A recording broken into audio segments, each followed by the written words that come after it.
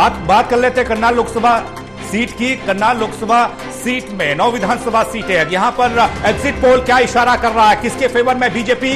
4 से 5 सीटें यहां पर एग्जिट पोल आपको दिखा रहा है। और कांग्रेस की बात करें तो 3 से 5 सीटें कांग्रेस के खाते में जाती हुई दिखाई दे रही हैं। यहां पर इनेलो प्लस बीएसपी का गठबंधन 0 से 1 सीट इनके खाते में। बीजेपी एएसपी यहां पर 0 है। करनाल लोकसभा सीट की 9 विधानसभा सीटों की बात हो रही है। आम आदमी पार्टी की बात करें तो यहां पर भी खाता खुलता नहीं दिख रहा है। 2 सीट पर टाइट फाइट दिखाई दे रही है। 1 सीट पर बीजेपी और कांग्रेस के बीच में कांटे की टक्कर है। 1 सीट पर कांग्रेस और इनेलो बीएसपी गठबंधन के बीच में कांटे की टक्कर दिखाई दे रही है। ये आपको बता रहे हैं लोकसभा क्षेत्र करनाल है। करनाल की 9 विधानसभा सीटें जहां का एग्जिट पोल बता रहा है कि बीजेपी के खाते में 4 से 5 सीटें हैं, कांग्रेस के खाते में 3 से 5 सीटें। हालांकि इसमें 2 सीट पर फाइट है। 1 सीट बीजेपी और कांग्रेस के बीच में कांटे की टक्कर और दूसरी सीट जहां पर कांग्रेस और इनेलो प्लस बीएसपी का गठबंधन, इन दोनों के बीच में महामुकाबला, टाइट मुकाबला है। ये दूसरा राउंड है करनाल लोकसभा सीट की 9 विधानसभा सीटों का हाल एग्जिट पोल आपको बता रहा है टोटल टीवी। इस वक्त बीजेपी 4 से 5, कांग्रेस 3 से 5 सीटें जीतती हुई दिखाई दे रही है। इनेलो प्लस बीएसपी की बात करें 0 से 1 सीट इन्हें मिलती दिखाई दे रही है। जेजेपी का खाता नहीं खुल रहा है, गठबंधन का आपका खाता नहीं खुल रहा, आपको भी यहाँ पर कोई सीट नहीं, अदर को भी कोई सीट नहीं। 2 सीटों पर यहाँ पर फाइट है, कांटे की टक्कर। 1 सीट पर बीजेपी वर्सेस कांग्रेस, ये सीट किसी के भी खाते में जा सकती है। और दूसरी सीट जो है वहां पर कांग्रेस और इनेलो प्लस बीएसपी का गठबंधन, टाइट फाइट यहां पर दिखाई दे रही है। देवेंद्र आपके पास हम आ रहे हैं, करनाल को लेकर बात कर लेते हैं। सीएम सिटी है, काफी चर्चित सिटी ये रही है और ये सीट रही है।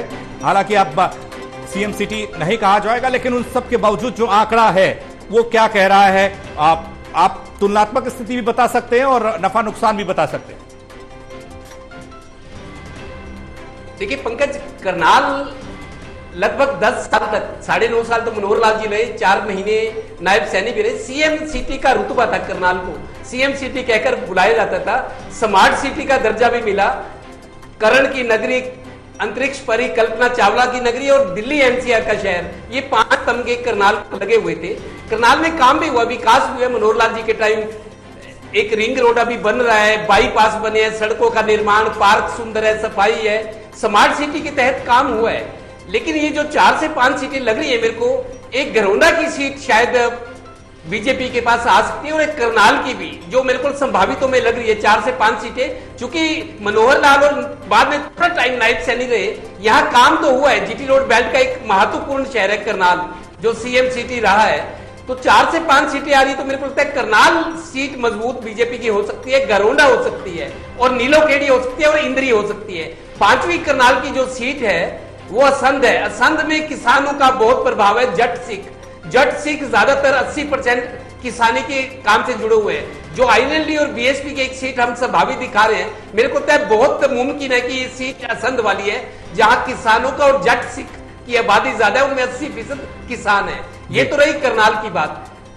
पानीपत की हम अगर कांग्रेस की बात करें, 3 से 4 वोट, बीजेपी 4 से 5, मेरे को लगता है 40-60 का या 55-45 का फर्क लग रहा है। एक सीट जो आईएनएलडी बीएसपी के लिए, वो मेरे को लगता है संध की, और वहां पे बीएसपी का कैंडिडेट काफी मजबूत है।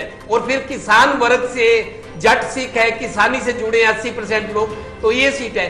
तो यहां भी आप देखिए, कांग्रेस के लिए ज्यादा कुछ नहीं था 2014 में, 2019 के विधानसभा चुनाव में और लोकसभा में भी। लेकिन अब अगर 55% संभावना बीजेपी की नजर आ रही है 4 से 5 सीटें, तो 45% कांग्रेस की आ रही है। मतलब कांग्रेस की इंप्रूवमेंट है, कांग्रेस यहां से गेन कर रही है। करनाल सिटी जो सीएम सिटी रहा है और जीटी रोड का बेल्ट का जो हल्का है, उसमें मतलब कांग्रेस को बढ़त नजर आ रही है। पिछले 2 चुनाव की तुलना के हिसाब से देखे, 2019 के और 2000 उससे पहले 14 के या लोकसभा के चुनाव के हिसाब से, तो कांग्रेस यहां गेन करती नजर आ रही है।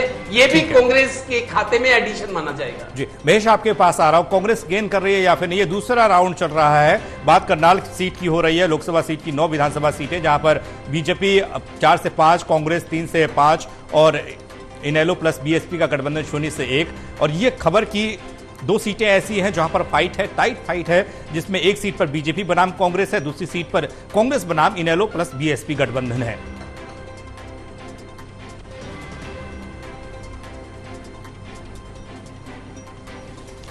देखिए, मैं इसका वर्गीकरण एक अलग तरीके से करना चाहूंगा। दूसरे तरीके से जो है देवेंद्र जी बता चुके हैं। एक अलग तरीके का वर्गीकरण यह है कि 10 लोकसभा सीटों में अगर गैर जाट सीट को अगर कभी भी समझने की कोशिश की जाए तो सबसे पहली गैर जाट सीट मानी जाती है करनाल लोकसभा सीट। अगर करनाल लोकसभा सीट पर कांग्रेस पार्टी को अच्छा परफॉर्मेंस अगर हासिल हो रहा है तो यकीनन फिर ये बात मैं यकीनन कह सकता हूं कि गैर जाट वोटर्स का आशीर्वाद भी अब कांग्रेस पार्टी को मिल रहा है। ऐसे में अगर कुरुक्षेत्र सीट पर कांग्रेस पार्टी को बढ़त मिल रही है, गैर जाट वोटर्स जहां भी सबसे ज्यादा महत्व जो है गैर जाट वोटर्स का है, जो निर्णायक है, वो अगर कांग्रेस पार्टी को यहां पर अच्छी खासी बढ़त दिए हुए हैं, मुकाबले की स्थिति में अगर रखे हुए हैं, बराबरी की स्थिति में भी अगर रखे हुए हैं, तो फिर ये बड़े फायदे का सौदा कांग्रेस पार्टी के लिए है। गैर जाट वोटर्स का आशीर्वाद यहां पर मिल रहा है। जाट वोटर्स जाट बहुल इलाकों में जब ये सर्वे जाएगा तो फिर काफी बढ़त तो कांग्रेस पार्टी को हासिल होगी, क्योंकि जाट बहुल जो इलाके हैं वो किसानी से भी जुड़े हैं और गैर जाट वोटर्स का भी आशीर्वाद अगर कांग्रेस पार्टी हासिल कर रही है तो जाट प्लस गैर जाट तो फिर यहां पर बड़ा फायदे का सौदा कांग्रेस पार्टी के लिए साबित हो रहा है। करनाल सीट ऐसी थी जहां पर यह लग रहा था कि अगर जाट और गैर जाट में इलेक्शन तब्दील हुआ है तो फिर यहां कांग्रेस पार्टी को नुकसान झेलना पड़ सकता है। उसकी वजह भी थी कि एक और बात लगातार कांग्रेस पार्टी में सुनने को मिल रही थी कि इनेलोकरण कांग्रेस पार्टी का हुआ है और शोर काफी ज्यादा कांग्रेस पार्टी के लोग करने लगे हैं। खासकर जाट समाज के लोगों को लेकर कहा जा रहा था कि इतने वोटें कांग्रेस पार्टी के पास नहीं है जितना शोर कांग्रेस पार्टी के समर्थन में जाट वोटर्स लगाते हुए नजर आ रहे हैं। अगर गैर जाट वोटर भी अपना आशीर्वाद कांग्रेस पार्टी को दे रहा है तो फिर किसी तरह की परेशानी कांग्रेस पार्टी को सरकार बनाने में नहीं है। वीरेंद्र जी, आपका आकलन क्या कहता है? हम कुरुक्षेत्र जब करनाल पहुंचे तो करनाल में बीजेपी 4 से 5, 3 से 5 कांग्रेस और इनेलो गठबंधन एक सीट पर दिखाई दे रहा है। दो सीटें टाइट फाइट वाली दिखाई दे रही है, जहां बीजेपी और कांग्रेस की एक सीट पर फाइट बताई जा रही है, दूसरी सीट पर कांग्रेस और इनेलो बीएसपी गठबंधन की फाइट है। ये इलाका क्या कहता है सियासी नजरिए से भी, और यहां कहां कौन नफे नुकसान में है इस एग्जिट पोल के हिसाब से?